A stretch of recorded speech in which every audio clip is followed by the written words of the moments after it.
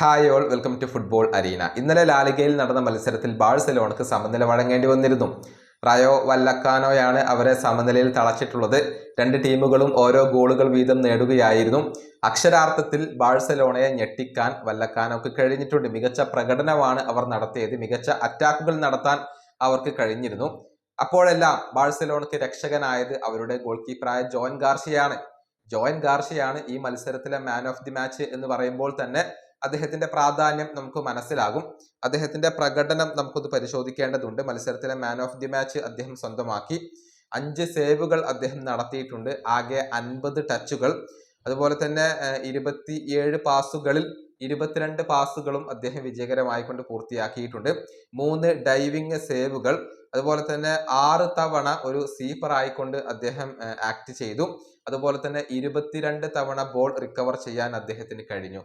അങ്ങനെ മികച്ച പ്രകടനമാണ് ഈ ഗോൾ കീപ്പർ നടത്തിയിട്ടുള്ളത്. ഏതായാലും ഈ പ്രകടനത്തെക്കുറിച്ച് അദ്ദേഹം സംസാരിച്ചിട്ടുണ്ട്.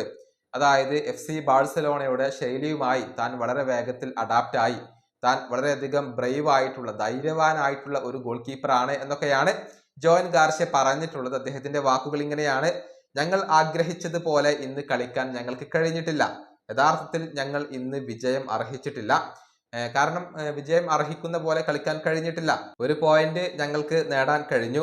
ബാഴ്സയുടെ ഹൈലൈൻ സിസ്റ്റത്തോട് അഡാപ്റ്റ് ആവേണ്ടതിന്റെ ആവശ്യകത എനിക്ക് അറിയാമായിരുന്നു. പക്ഷെ ഞാൻ എന്നെ പരിഗണിക്കുന്നത് വളരെയധികം ധൈര്യവാനായ ഒരു ഗോൾ കീപ്പർ ആയിക്കൊണ്ടാണ്.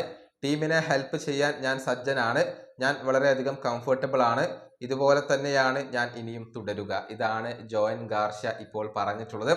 ഏതായാലും FC ബാഴ്സലോണ ആരാധകർക്ക് ഒരു കാര്യത്തിൽ സന്തോഷമുണ്ട്. നല്ല ഒരു ഗോൾ കീപ്പറെ ഇപ്പോൾ അവർക്ക് ലഭിച്ചിട്ടുണ്ട്. മുൻപൊക്കെ ടെർ സ്റ്റീഗൻ പലവിധ മിസ്റ്റേക്കുകളും വരുത്തി വെച്ചിരുന്നു. അതിന്റെ കാരണങ്ങൾ കൊണ്ട് അവർക്ക് തോൽവികൾ രുചിക്കേണ്ടി വന്നിരുന്നു. പക്ഷെ നല്ല ഒരു ഗോൾ കീപ്പറെ ലഭിച്ചു എന്നുള്ളത് ഇപ്പോൾ FC ബാഴ്സലോണക്ക് ധൈര്യം പകരുന്ന ഒരു കാര്യമാണ്. ഈ വീഡിയോ അവസാനിപ്പിക്കുന്നു. അടുത്തൊരു വീണ്ടും കാണാം.